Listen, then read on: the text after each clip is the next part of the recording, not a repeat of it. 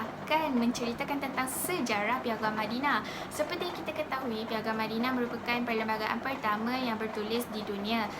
Semasa ketibaan baginda Rasulullah SAW ke negeri Madinah, terdapat dua golongan yang terbesar di negeri tersebut, iaitu orang Arab dan juga orang Yahudi.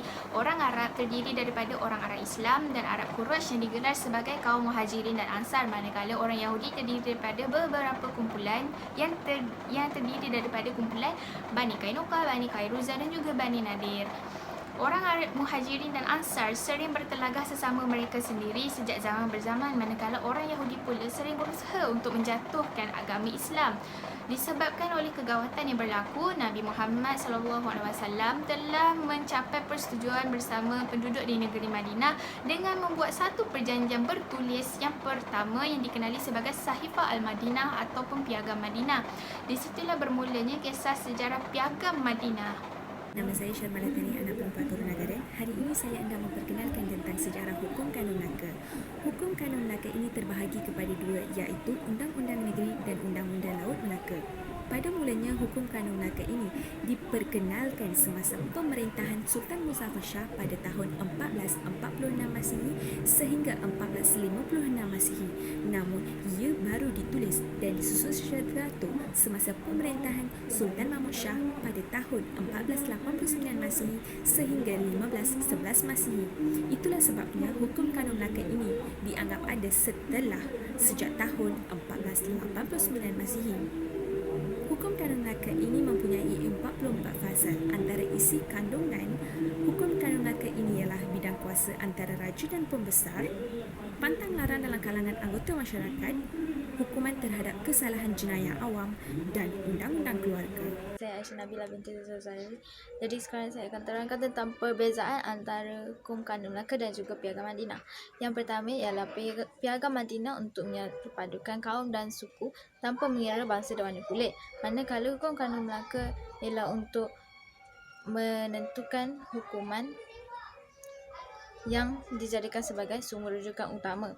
Kemudian yang kedua ialah Piagam Madinah berusaha untuk membendung unsur-unsur jahat daripada orang Yahudi dan juga masyarakat musuh Islam dari dalam dan luar negara. Manakala Piagam Madinah ialah untuk menjadikan sebuah negara yang aman dan juga sejahtera. Kemudian untuk Piagam Madinah, ia bertujuan untuk membentuk disiplin dalam masyarakat Islam supaya menjadi kuat dan disegani. Manakala untuk Hukum Kanun Melaka ialah untuk menentukan peranan tugas dalam sistem pemerintahan. Nama saya Nur Syamila binti Mak Ghazali. Kumpulan kami memilih tajuk perbezaan di antara Piagam Madinah dan Hukum Kanun Melaka. Bagi perbezaan dari segi tujuan dan matlamat adalah yang pertama adalah mempergiat seruan dakwah Islam ke seluruh negara. Ini merupakan langkah utama yang dilakukan oleh baginda Rasulullah SAW untuk lebih dekat dengan orang muka Islam di Madinah dan menunjukkan kepada mereka bagaimana pentadbiran Islam itu sendiri. Manakala tujuan dan matlamat penubuhan Hukum Kanun Melaka pula adalah untuk meningkatkan mutu dan produktiviti Melaka itu sendiri. Hal ini dapat dilihat dari segi pengendalian sistem ekonomi mereka, iaitu mengikut syariat Islam yang lebih membawa keuntungan dan lebih diberkati. Perbezaan yang kedua adalah Piagam Madinah ditubuhkan untuk mendirikan sebuah negara yang akan melindungi Islam. Hal ini kerana Rasulullah SAW ingin menjadikan Islam itu lebih kuat dan umat Islam dapat melindungi umatnya dan menjaga nama baik Islam itu sendiri.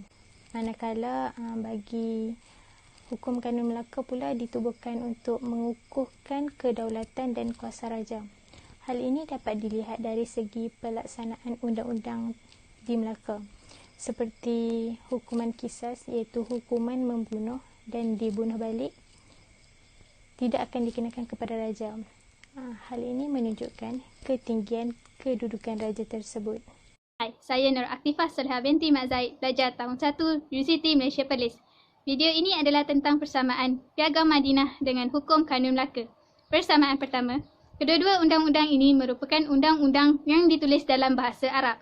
Persamaan kedua, kedua-dua undang-undang ini merupakan undang-undang bertulis terawal di dunia. Walaupun pada mulanya hukum kanun Melaka merupakan peraturan yang tidak bertulis. Hukum kanun Melaka sudah dijalankan pada 1446 sehingga 1456 Masihi pada pemerintahan Sultan Muzaffar Shah. Namun, ia baru ditulis dan disusun secara teratur setelah pemerintahan Sultan Mahmud Shah pada 1489 sehingga 1511 Masihi. Persamaan ketiga, kedua-dua undang-undang ini menentukan pembahagian tugas, peranan serta struktur pemerintahan. Dalam Piagam Madinah, Rasulullah SAW merupakan ketua negara Madinah. Akan tetapi, ketua-ketua kaum tetap mempunyai kuasa terhadap kaum mereka sendiri. Rasulullah adalah sebagai ketua hakim yang akan menjatuhkan hukuman terhadap kesalahan-kesalahan di luar bidang ketua kaum masing-masing. Dalam hukum kanun Melaka pula, terdapat satu adat yang digelar adat lembaga yang menggunakan satu sistem pentadbiran yang teratur. Melancarkan pentadbiran memudahkan urusan tertentu kerana berlaku pengkhususan tugas peranan dalam pemerintahan. Persamaan terakhir iaitu persamaan keempat. Keselamatan semua penduduk terjamin selagi mereka mematuhi peraturan-peraturan yang ditetapkan. Seterusnya kita akan melihat perbezaan di antara Hukum Kanun Melaka, Piagam Madinah dan perundangan yang ada di Malaysia. Kita dapat lihat bagaimana pemusatan kuasa yang diberikan jika pada zaman dahulu Piagam Madinah dan Hukum Kanun Melaka, mereka hanya meletakkan kepada satu orang pemimpin sahaja. Tetapi berbeza di masa sekarang yang Malaysia mengamalkan pemecahan kepada 3 bahagian, iaitu eksekutif, legislatif dan judisiari. Seterusnya, perbezaan yang agak ketara berbanding ketiga-tiga perundangan ini adalah yang mana Hukum Kanun Melaka menggunakan agama Islam dan Hindu sebagai rujukan mereka, manakala Piagam Madinah menggunakan Al-Quran dan Sunnah. Seterusnya, untuk undang-undang yang berada di Malaysia, kita menggunakan undang-undang yang telah lama diterapkan oleh penjajah Barat.